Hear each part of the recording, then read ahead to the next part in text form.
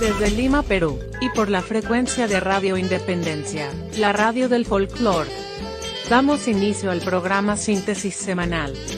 Programa de análisis de la realidad internacional, nacional y local. Queda con ustedes en la conducción el analista en temas políticos, Willy Cotrina Aguilar. Bienvenidos amigos a su programa Síntesis Semanal, programa que se transmite desde la ciudad de Lima, todos los sábados desde las 13 horas.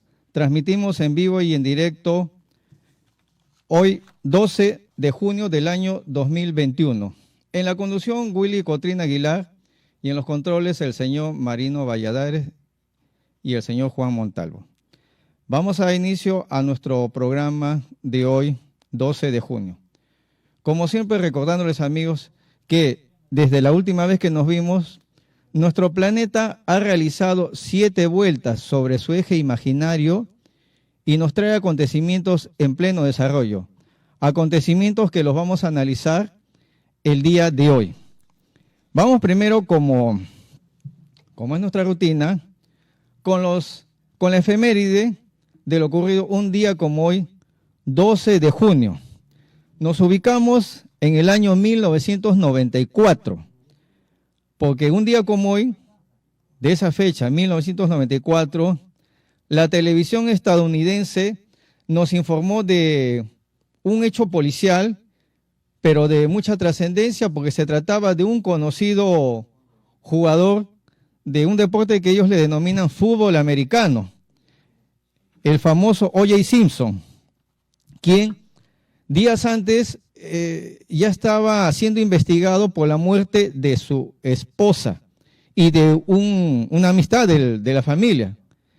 A raíz de esa investigación policial, este personaje que ahora lo vamos a conocer, Simpson, huyó de una persecución policial, y fue una persecución cinematográfica que lo cubrió la televisión estadounidense desde helicópteros.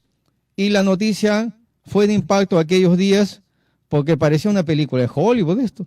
Una persecución de 80 kilómetros de recorrido hasta que el individuo fue detenido. Pero no solamente eso, amigos, este famoso deportista, O.J. Simpson, luego de proceder a su captura, porque no tuvo más alternativa que entregarse a las autoridades, fue llevado a juicio. Y aquí viene el tema que luego vamos a comentar. Un escandaloso proceso judicial donde, a pesar de las pruebas que lo comprometían a él en la muerte de su esposa y de un acompañante, fue absuelto por el sistema judicial estadounidense. Y vamos a observar que una vez más se observan aquí terribles fallas en el sistema judicial estadounidense, que ya no llama la atención. ¿Cuántos otros casos han ocurrido donde inocentes fueron llevados a los tribunales y, entre comillas, los hallaron responsables y hasta fueron ejecutados? Recordemos la historia de los mártires de Chicago, que luego se descubrió que 3 de ellos que fueron ejecutados, porque dicen que el cuarto se suicidó, bueno, eso es lo que se registra en la historia, fueron ejecutados y luego se descubrió que eran inocentes. Entonces, terribles fallas del sistema judicial estadounidense. Y para graficar este tema, vamos entonces con el material audiovisual que nos va a ilustrar de lo que ocurrió con este caso O.J. Simpson. El 3 de octubre del 95, a las 17 minutos de la mañana, en este juzgado de Los Ángeles terminaba el juicio contra O.J. Simpson, mítico deportista y actor que había sido juzgado por doble asesinato. Y ese juicio terminó con esta lectura del veredicto. Fue declarado no culpable y la benigna sentencia fue una sorpresa para muchos porque había 550 pruebas contra Simpson, incluidos los guantes que vemos aquí. Esos guantes fueron la clave del juicio, como veremos luego. Pero antes, conozcamos al acusado. Orenthal James Simpson nació en San Francisco y triunfó muy pronto en el fútbol americano gracias a su portentosa forma física. Su segunda esposa fue Nicole Brown y estuvieron 7 años casados. Nicole fue asesinada en la puerta de su casa, casi en la calle. Y la policía se presentó de inmediato en casa de Simpson, descubriendo manchas de sangre en su coche y un sospechoso guante. Y aún así tardaron 5 días en detenerle en un claro ejemplo, según algunos, de trato de favor por ser una celebridad. Y cuando al fin iba a ser arrestado, se fugó. Simpson se fugó en ese Ford Bronco, el mismo en el que habían encontrado manchas de sangre.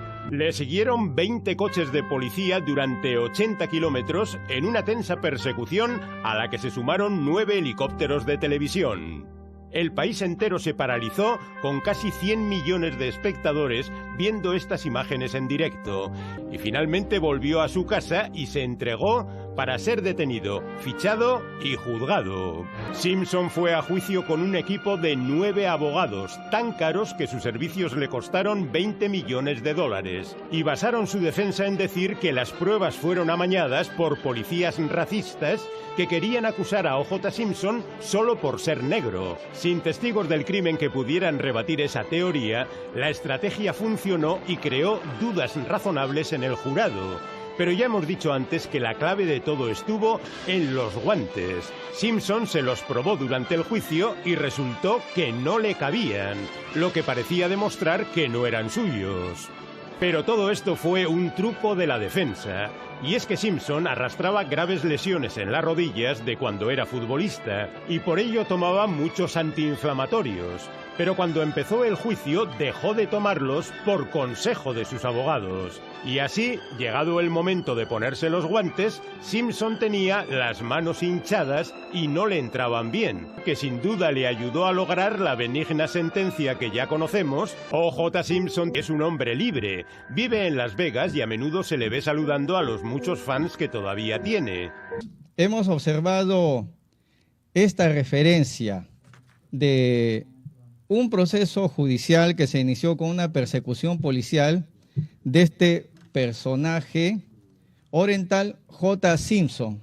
En su época, en los años 90, famoso deportista, pero se involucró en un crimen donde todos sabemos que él es culpable, pero vean cómo luego que él demostró una indebida conducta procesal, porque ustedes creen que está justificado que él haya comprometido a las autoridades policiales en una persecución, como se ha visto en las imágenes, comprometió a varias unidades policiales y un desplazamiento en una autopista donde puso en riesgo a cientos de transeúntes. Es llevado a juicio y conforme se observa en el video, él contrató al mejor estudio de abogados de los Estados Unidos. 9 abogados encargados de su defensa. Según dicen, le costó 20 millones de dólares los honorarios de estos abogados. Y como siempre, lamentablemente, existen colegas abogados que le buscan las fallas a la acusación fiscal, porque aquí se trató simplemente de eso, ¿no? Contratan al abogado y el abogado, lo primero que va a hacer el abogado es preguntarle, oye, ¿tú eres culpable o no? ¿Mataste o no a tu esposa? En base a eso, el abogado prepara su estrategia de defensa, ¿no? Y va observando, a ver, el fiscal dijo esto, el fiscal te acusa de esto, el fiscal te acusa de lo otro. Y miren, la estrategia, bueno, hay que reconocer, hábil, no es ético obviamente, pero muy hábil. Observaron que la prueba principal que comprometía a Orenthal J. Simpson es que en la escena del crimen encontraron unos guantes que fue utilizado para acuchillar a la víctima y a su acompañante, ¿no? Porque se estableció que la esposa de Simpson, Nicole Brown, estaba acompañado por otra persona, Ronald Goldman, que se sostiene que él era su amante. Y a mérito de esa acusación, Simpson fue llevado a juicio acusado de 2 crímenes. Entonces, ¿qué pasó con esta historia de los guantes? Siempre se sospechó y se acusó que esos guantes los utilizó Simpson para cometer el crimen y no dejar huellas. Pero muy hábilmente sabían del estado de salud de Simpson, conforme dice el video. Él tomaba medicamentos para evitar inflamaciones en las rodillas, producto de la actividad deportiva que él realizaba. Y con el consejo de algunos médicos inescrupulosos, se enteraron los abogados que si él dejaba de tomar esos medicamentos, eran analgésicos, iba a generarle inflamación en alguna parte del cuerpo, incluido las manos. Y es evidente, ¿no?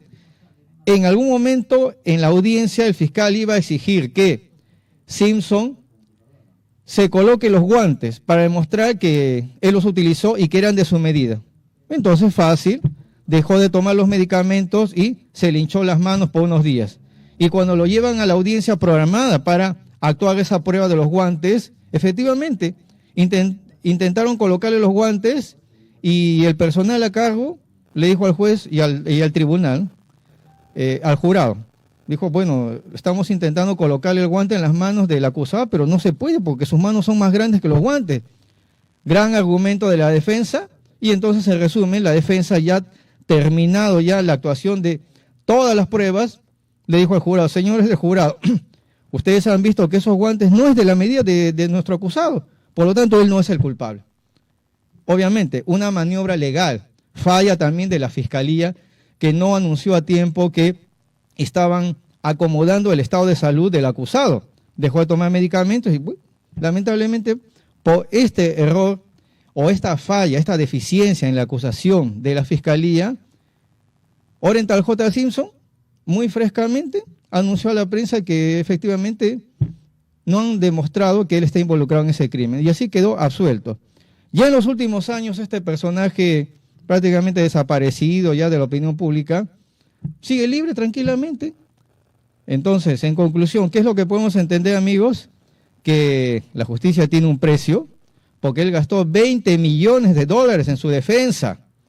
Y muchos abogados dicen, oye, mira, de lo que tú me estás adelantando, una parte tú sabes que es para los arreglos, para acomodar ciertas pruebas, ¿no? Efectivamente, no es todo una inversión, si podemos llamarlo así, para la defensa de un acusado. Lamentable episodio en la historia de los Estados Unidos. Entonces, terminamos aquí de esta breve referencia de lo ocurrido un día como hoy. Se realizó la persecución a Orenthal J. Simpson, su captura, llevado a juicio y a las pocas semanas fue absuelto, con el alto costo que implicó su defensa conforme ya hemos observado. Seguimos, amigos, con el desarrollo de los temas. Vamos ahora a internacionales. Cerramos aquí entonces efemérides y vamos al desarrollo de temas internacionales.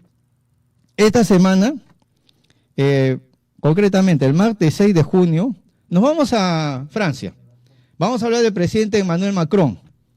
Esta semana fue noticia Emmanuel Macron. Y vamos a conocer un personaje muy controvertido y que no es un ejemplo como persona, pues ahora lo vamos a precisar.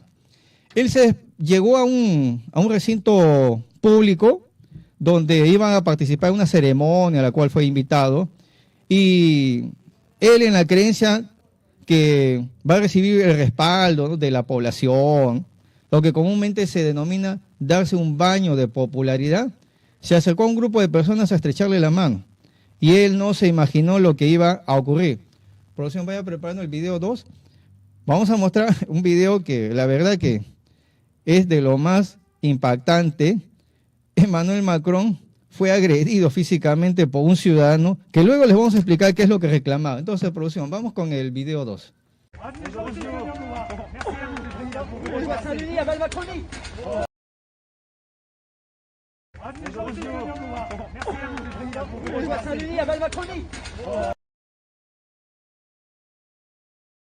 Hemos observado estas imágenes que uno se pregunta y a qué se debe esa agresión al presidente de Francia. El ciudadano que agredió al presidente Macron es un simpatizante de lo que hasta hace algunos meses se conocía como los chalecos amarillos. Este agresor que, bueno, ha sido ya llevado a juicio, ya le han impuesto reglas de conducta.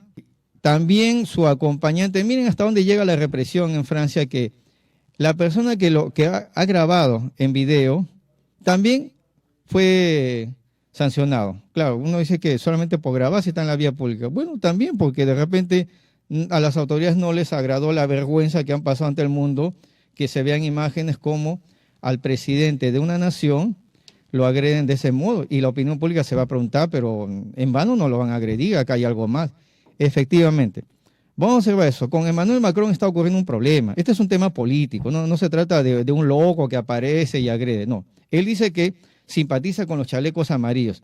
Y hablar de chalecos amarillos se trata de una ola de protestas que viene ya desde meses atrás, donde están reclamando por una serie de medidas represivas que incluye el incremento de tarifas, varios aspectos. Y esta persona entonces, el agresor nos referimos, con una visión social, él ha dicho, bueno, hay mucho que reclamarle al presidente, existe mucho abuso, existe mucha desigualdad, y es por eso que yo he reaccionado de ese modo. Bueno, él es consciente que hay una sanción contra él. La sanción es relativa en el sentido de que no tiene antecedentes esta persona. Y ustedes saben, en el ámbito judicial, eso sustenta muchas veces las medidas leves que aplican las autoridades, porque simplemente es eso, es la primera vez que incurre en una infracción a la ley.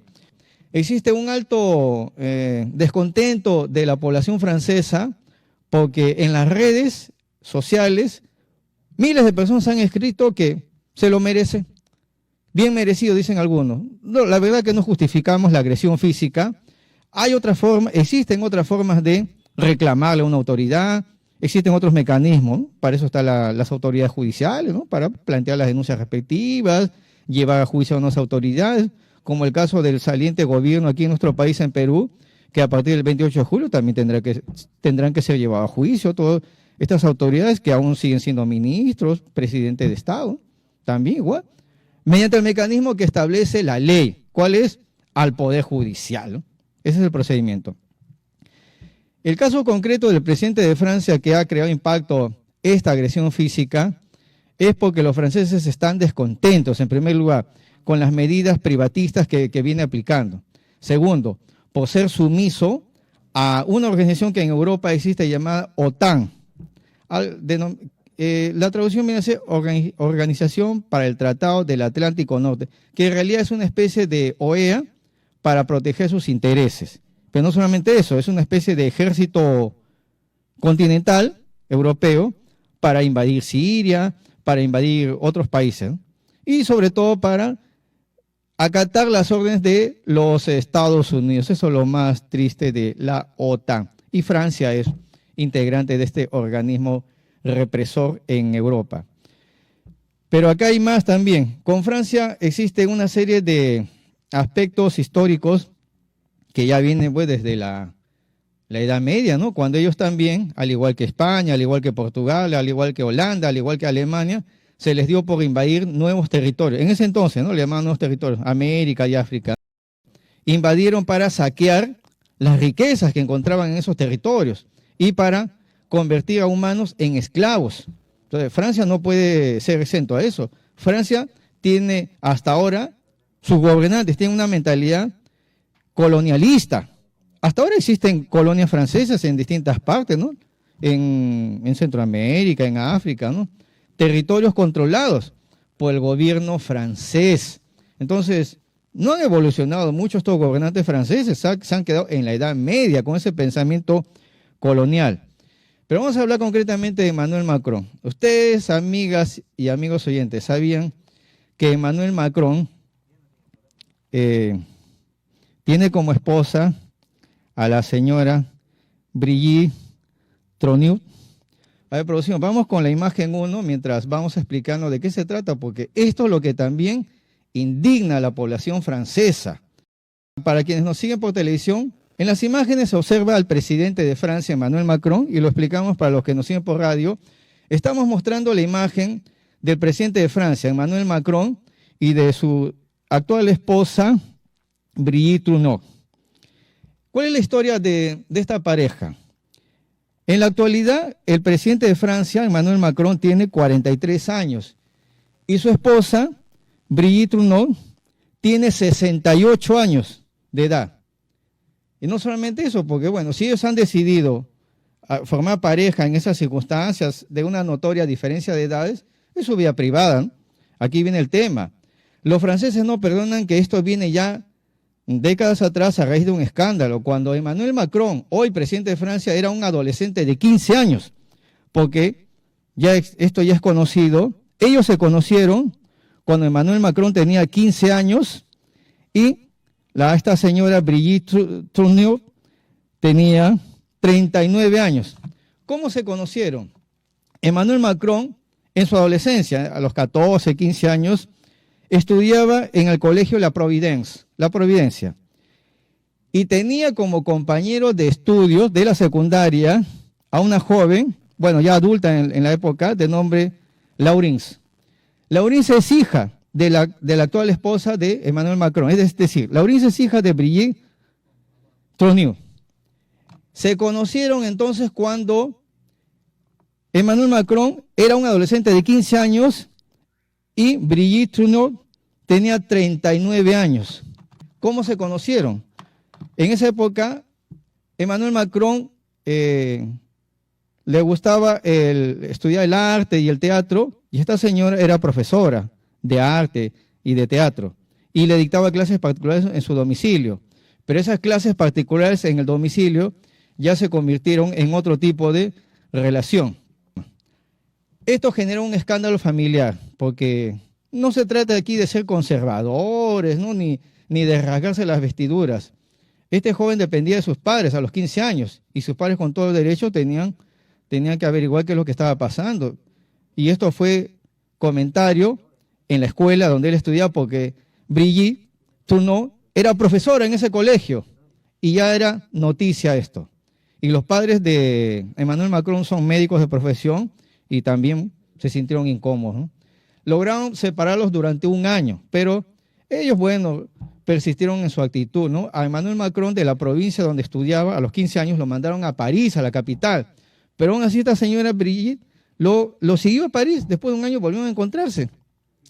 Porque la legislación en Francia establece que, cumplidos los 15 años, si este adolescente, que aún es menor de edad, ya lleva una vida íntima con alguna pareja, no es delito, porque está dando su consentimiento, ¿no? Para este tipo de circunstancias, ¿no? Y miren cómo ha pasado el tiempo y los franceses no olvidan bueno, por decirlo de algún modo, pintoresco episodio, y ahora ya son la pareja oficial. Y esta señora Brigitte Tourneur es primera dama, imagínense, con ese antecedente de involucrarse con un joven adolescente. Pero no solamente eso, esta señora Brigitte Tourneur en ese entonces era madre de familia, estaba casada y tenía 3 hijas, como hemos dicho, y una de las hijas era compañera de estudios de Emmanuel Macron. Bueno, imagínense, no se trató acá de una dama soltera, ¿no? Porque acá no se está discutiendo la diferencia de edad, se está discutiendo que, siendo una mujer casada, se involucró con un menor de edad. Y no solamente eso, era compañero de estudios de una de sus hijas. Bueno, si la moral en Francia tolera esa circunstancia, bueno, por eso los consideran, pues, algunos países en Europa libertinos en esos aspectos, ¿no? Eso no necesariamente implica desarrollo, porque ellos dicen, no, en Europa ya han alcanzado un alto desarrollo, han invadido territorios siglos atrás, siguen con el mismo pensamiento, se prestan a lo que establece los Estados Unidos. Eso yo no lo considero personalmente un desarrollo. Para cerrar el punto de Emmanuel Macron y la lamentable agresión que sufrió, los franceses tienen una mentalidad colonialista desde siglos atrás. Y esto se puede comprobar cuando hay un episodio que vamos a comentarlo acá. En los años 60 del siglo pasado, gobernaba Francia, ustedes lo conocen por historia, Charles de Gaulle. Y Charles de Gaulle otorgó la independencia a la República Africana de Argelia. Y nos parece razonable eso, ¿no? Él dijo, bueno, pues si la población de Argelia no soporta que nosotros seamos sus invasores, bueno, pues que se independicen, ¿no? Miren lo que ocurrió. Un grupo de militares franceses consideraron que eso era una traición. Es decir, al presidente Charles de Gaulle, que había otorgado la independencia a la República Africana de Argelia, lo consideraron un traidor. Uno se pregunta, ¿traidor de qué? Dijeron, eso no es propio de un patriota. Patriotismo, un país invasor en otro territorio. Y no solamente eso, contrataron un sicario para que elimine al presidente Charles de Gaulle. Y esto ustedes lo pueden vamos a comentar esto, ustedes lo pueden observar esto. Existe una famosa película que se llegó aquí a nuestro país con el nombre The Day of the Jackal, algo así como el Día del Chacal. Lo pueden encontrar en las redes sociales, en YouTube, con este nombre, el Día del Chacal, lo digitan, el Día del Chacal 1973, una película realizada por Fred Zimmerman y protagonizada por el actor Edward Fox. Es la historia de un grupo de militares, efectivamente, que deciden contratar a un sicario de ese entonces, llamado, y existió este personaje conocido como el Chacal. Lo contratan para eliminar, imagínense, al presidente Charles de Gaulle solamente porque había otorgado la independencia a la República de Argelia. Bueno, interesante episodio de la historia europea. Vamos terminando aquí, amigos, la primera media hora de nuestro programa. Vamos con una pausa y volvemos.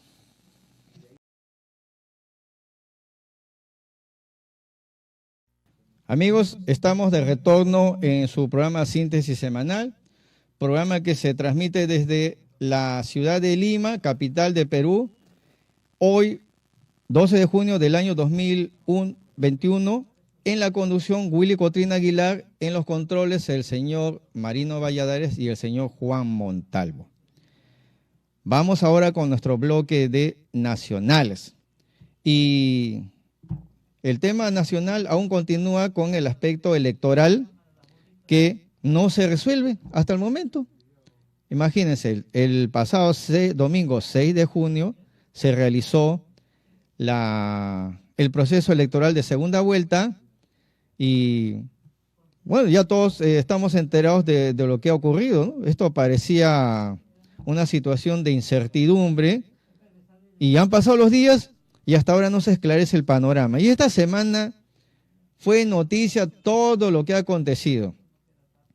Y aquí en nuestro programa Síntesis Semanal, que mantenemos comunicación con diversos colegas de la prensa extranjera, se sorprenden que hasta el momento no se resuelva una situación que ya está clara, en el sentido de que el organismo que lleva a cabo los procesos electorales, es decir, la Oficina Nacional de Procesos Electorales, ya terminó el procesamiento de toda la información. Es decir, ya hay un resultado.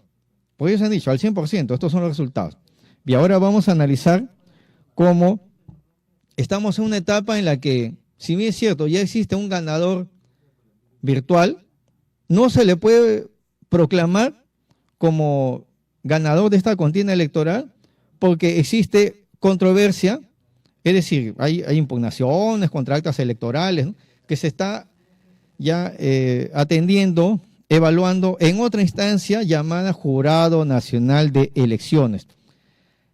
Ahora, aquí también hay otro aspecto. Esta semana hubo mucho comentario, y no solamente eso, certeza de cosas que ocurrían y que sí efectivamente han afectado la transparencia de lo que es un proceso electoral. Por eso que estamos mal vistos en el exterior, porque esto ya se ha comentado, principalmente de una de las tiendas políticas, hasta funcionarios públicos han incurrido en actos que vulnera la ley electoral en este caso, ¿no?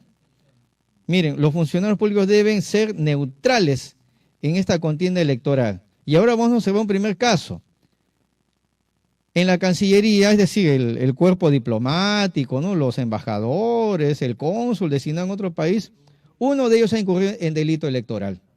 Esto ocurrió en los Estados Unidos, porque se ha descubierto que un cónsul en los Estados Unidos, en la ciudad de Connecticut, los Estados Unidos, de nombre José Eduardo González Mantilla, fue descubierto haciendo comentarios telefónicos y de su preferencia por la candidata Keiko Fujimori. Bueno, si él es fujimorista, ¿no?, y decidió votar por esta candidata, bueno, es su decisión, pero valiéndose el cargo para anunciar que él está llevando las actas, ¿no?, los resultados, ¿no?, de los compatriotas que han sufragado en territorio estadounidense para luego comentar que él espera que Keiko Fujimori sea la vencedora, dentro de sus funciones como diplomático, es grave este hecho, ¿no?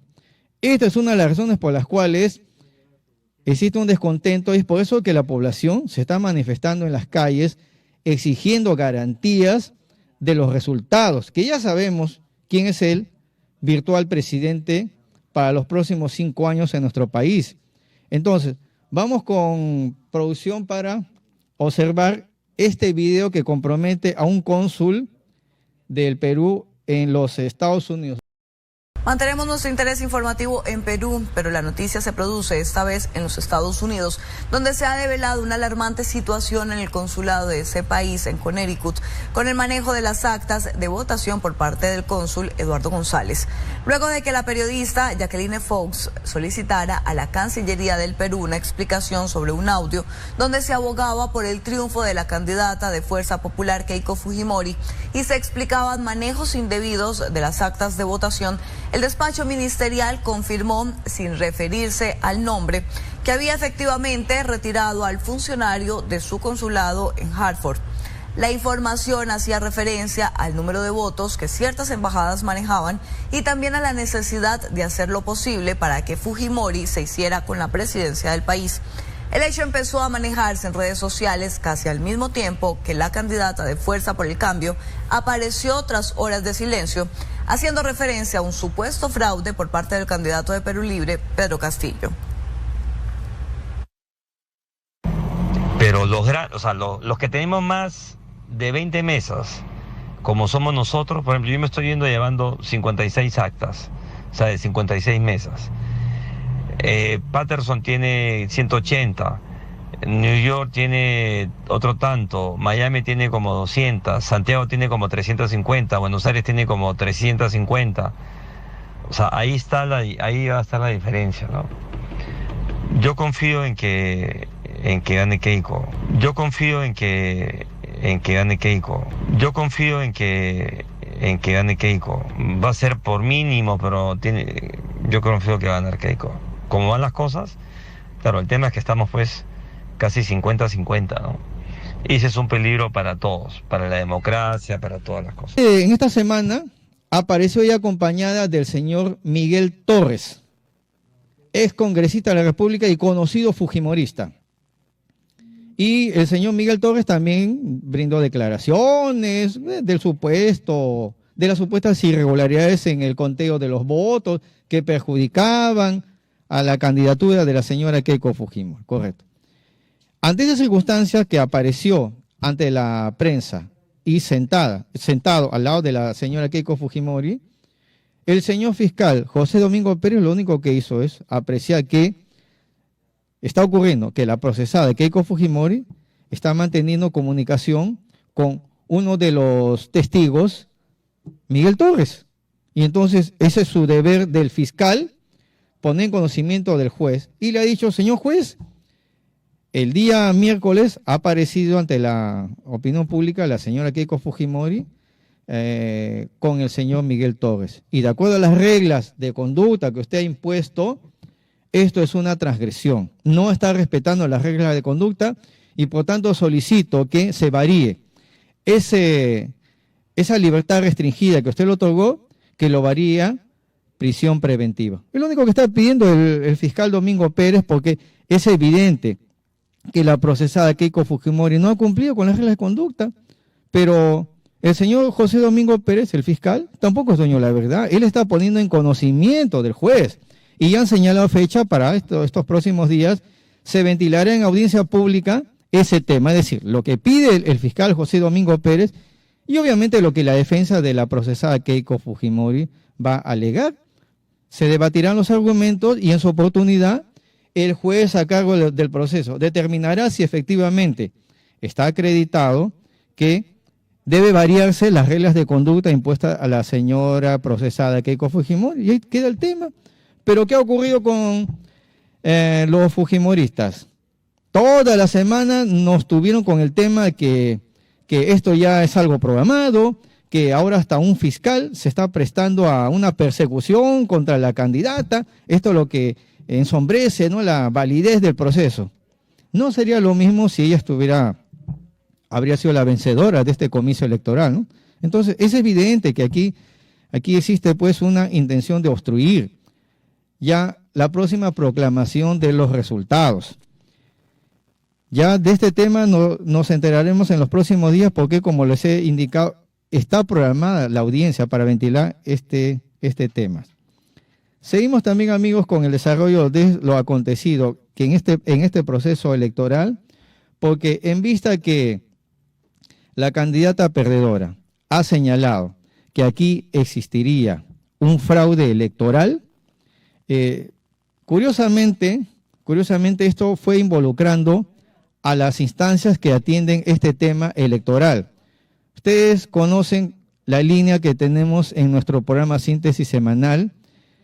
Cuando existe un hecho acreditado, nosotros lo ponemos en conocimiento con los fundamentos respectivos. En su oportunidad hemos señalado que la OMPE, Oficina Nacional de Procesos Electoral, cuyo jefe es el señor Piero Corbeto Salinas, es una persona inadecuada para el cargo, porque lo hemos señalado. El 20 de septiembre del año 2020, él fue citado a la Fiscalía, justo del despacho de José Domingo Pérez, para que explique sus vinculaciones con el fujimorismo, y sobre todo con un personaje tan vinculado al fujimorismo de nombre Pierre Figari. Lo hemos señalado y en una de nuestras emisiones lo hemos explicado. Pero ahora resulta que esta circunstancia también ha envuelto al Jurado Nacional de Elecciones. Y esto es lo que nos preocupa del Jurado Nacional de Elecciones. O no tienen una posición firme, o qué situaciones tan extrañas han ocurrido aquí, que... Vamos a explicar esto. Los representantes del Partido Fuerza Popular, de la señora Keiko Fujimori, estuvieron cuestionando los resultados. Era evidente, si están perdiendo ellos el proceso electoral, era evidente que aparezcan con ese pretexto, que existen irregularidades en el proceso electoral, que cómo es posible que en algunas localidades no han obtenido ni un solo voto, dicen ellos, ¿no? Habría que preguntar lo mismo, ¿y por qué en Miami el candidato Pedro Castillo tampoco ha obtenido un solo voto? Bueno, ¿y quién va a criticar eso? Aquí en Lima, capital, existen zonas en La Molina, en San Isidro, donde el candidato Pedro Castillo en varias mesas no ha obtenido un solo voto. Es evidente, pues, esta clase adinerada nunca votará por un candidato del pueblo. Entonces, ¿qué reclama la bancada de Fuerza Popular si en algunas localidades, en Puno, en Huancavelica, en Arequipa, la candidata Keiko Fujimori no ha obtenido un solo voto? No la quieren, no quieren saber nada con ella. Pero ellos dicen, aquí ha existido fraude. ¿Podrán demostrarlo? Nadie ha reclamado que el profesor Pedro Castillo tampoco haya obtenido votos en algunas mesas, y nadie ha argumentado de que eso sea un fraude. Esas son una de las tantas circunstancias que sorprende y llama la atención. ¿Cuál será el propósito? Dilatar simplemente, porque ya están declarando improcedente estas impugnaciones, porque no está demostrado. Por el solo hecho que digan, señores, en esa mesa yo no he alcanzado un solo voto y por lo tanto declare nulo, no tiene sentido exponerlo de ese modo, ¿no? Porque no está acreditado con pruebas. Entonces, ¿qué ha ocurrido con el Jurado Nacional de Elecciones? Porque ahora es el rol de ellos. OMPE ya terminó su labor, ellos llevan a cargo el proceso electoral, y cuando existen este tipo de controversias, ¿no? Alguien no está conforme, un personero impugnó, apeló, ya OMPE ya se desliga de esa tarea y lo asume ¿quién? Jurado Nacional de Elecciones. Aquí viene la tarea Jurado Nacional de Elecciones. Pero Jurado Nacional de Elecciones también debe mostrar firmeza, porque miren, para la apelación de recursos, el plazo vencía este último día miércoles. Sin embargo, hoy estamos sábado 12 de junio, hasta ayer, viernes 11 de junio, el presidente del Jurado Nacional de Elecciones, el señor Jorge Salas Arenas, había anunciado que se amplía el plazo para la presentación de más impugnaciones, recursos de nulidad, todo este tipo de cuestionamiento contra las actas electorales. Es decir, gran favor que le estaban brindando principalmente al Partido Fuerza Popular. Bueno, también el Partido Perú Libre también tenía ya previsto presentar una serie de impugnaciones. Y esto es una transgresión a los plazos establecidos, porque ¿a qué se debe de que amplíen un plazo establecido? El plazo venció el miércoles y no hay más que discutir, pero ellos dijeron no, se amplía el plazo, nos referimos ayer 11 de junio, ellos dijeron hasta hoy viernes 11 de junio, 11 de la noche. Y miren lo que generó esta postura muy sospechosa del presidente del Jurado Nacional de Elecciones, Jorge Salas Arenas. Generó más manifestaciones en las calles, desplazándose organizaciones de provincias a Lima para ir a la sede del Jurado Nacional de Elecciones, porque también fueron al domicilio del presidente del Jurado Nacional de Elecciones, Jorge Salas Arenas. ¿Qué hizo el señor Jorge Salas Arenas, presidente del Jurado Nacional de Elecciones? Sale a la televisión en horas de la tarde y dice, bueno, nos hemos reunido y hemos decidido dejar sin efecto la ampliación del plazo. Desde este programa le decimos al señor Jorge Salas Arenas, señor, renuncia al cargo, usted no brinda garantías, porque usted primero viola la ley ampliando el plazo, y cuando observa que medio país ya está saliendo a reclamar, usted muy cómodamente para proteger su cargo y el sueldo que percibe, porque ahora vamos a hablar del sueldo de los jueces, porque usted es juez de carrera del Poder Judicial, ¿qué hace usted? Revoca la medida. Señor, usted está jugando con el sentido de la población. Y lo más ético sería que usted renuncie al cargo hoy mismo, porque ya ha decepcionado con esa actitud. Y no solamente eso, el impacto mundial que ha generado, porque nuestros colegas de la prensa internacional se sorprenden, ¿no? Dicen, ¿qué está pasando? No hay garantías con el sistema electoral en tu país. En la mañana dictan una medida, luego la varían. Esto nunca se ha visto, ellos me dicen, ¿no? Es preocupante esto, ¿no? Entonces, esperemos que se evalúe esta situación también del penoso Jurado Nacional de Elecciones y que con prontitud resuelvan los casos, porque ahora están realizando el conteo acta por acta. Ustedes han visto como si esto fuera un programa de televisión. Ahora han instalado una cámara y se sientan 3 funcionarios que también son jueces o fiscales de carrera, que son los que, a ver, esta cédula está aquí, la intersección está dentro del casillero, si es válido, que así nos van a tener toda la semana. Eso se debe resolver con prontitud y no exhibirse como haciendo creer que en vista que lo hacen público, ya el proceso ha recuperado legitimidad. Empleamos este término legitimidad, que implica el reconocimiento que la población le otorga a sus autoridades cuando realizan una buena labor. Pero así como se portan tanto OMPE, Oficina Nacional de Procesos Electorales, y el Jurado Nacional de Elecciones, así como se portan, están perdiendo legitimidad, es decir, el reconocimiento, el respaldo de la población. Y solamente para graficar, el sistema electoral, ustedes saben, está compuesto por el RENIEC, OMPE y el Jurado Nacional de Elecciones, ¿no?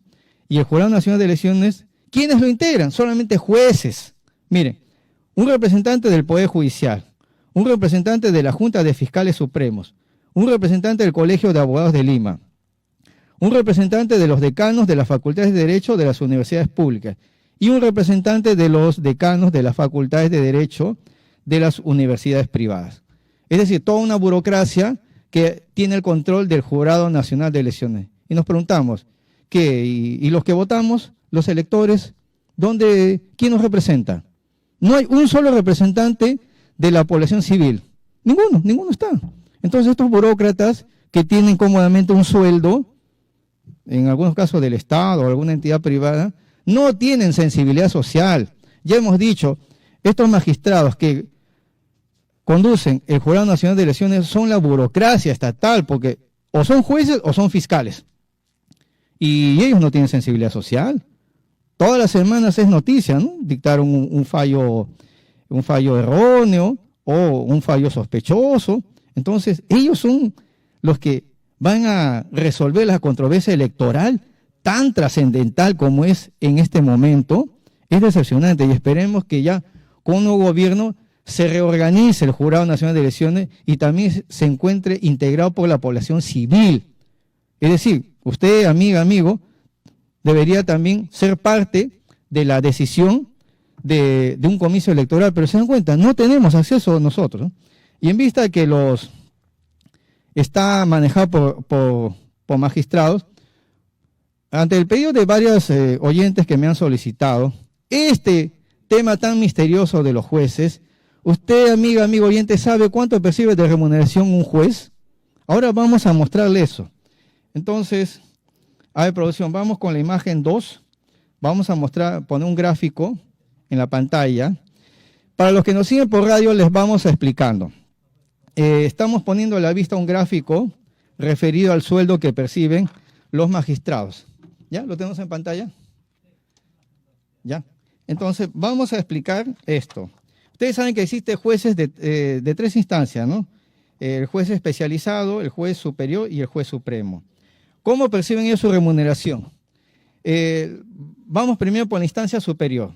Los jueces supremos perciben el sueldo equivalente a un congresista de la República.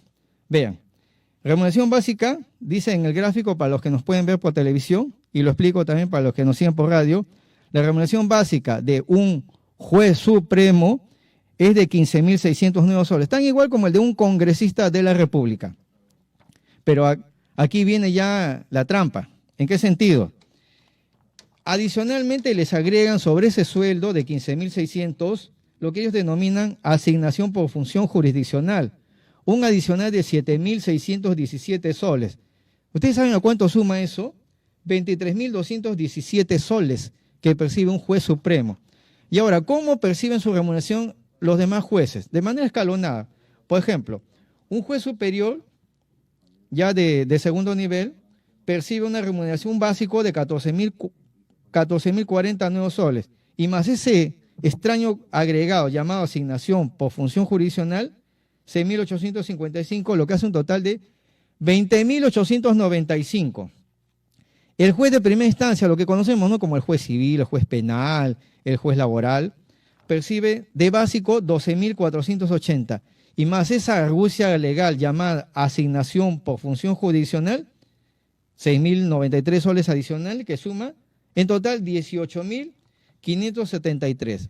Pero existen otros jueces llamados de primera, juez de paz, los que hacen juicios de alimentos, este tipo de procesos, tiene un básico de 10.920 y más esa argucia legal llamada asignación por función jurisdiccional, le agregan sobre su básico 5.331, lo que hace un total de 16.251. Ahora muchos dirán, no, pero ¿y cómo lo sustentas eso? Entonces tomen nota para los que nos siguen por radio. Ley Orgánica del Poder Judicial, artículo 186, inciso 5, literal B, donde establecen las escalas. Por ejemplo, los jueces, los vocales superiores, antes se llamaba vocales, ¿no? Los jueces superiores perciben el 90% de lo que perciben sus jueces, sus jefes, jueces supremos. Y así, escalonadamente. Los jueces de primera instancia perciben el 80% de lo que percibe su superior. Y los jueces de paz, el 70%.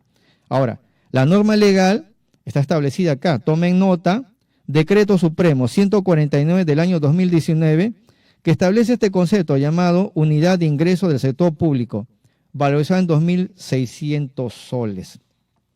En resumen, amigos, porque ya vamos terminando y lo podemos ampliar este tema en cualquier momento, la remuneración de los magistrados está regulado en base principalmente por lo que perciben los congresistas de la República y así de manera escalonada en un 80%, un 70%, un 50% a los magistrados ya de menor rango. Entonces, lo que ellos perciben no es poca cosa.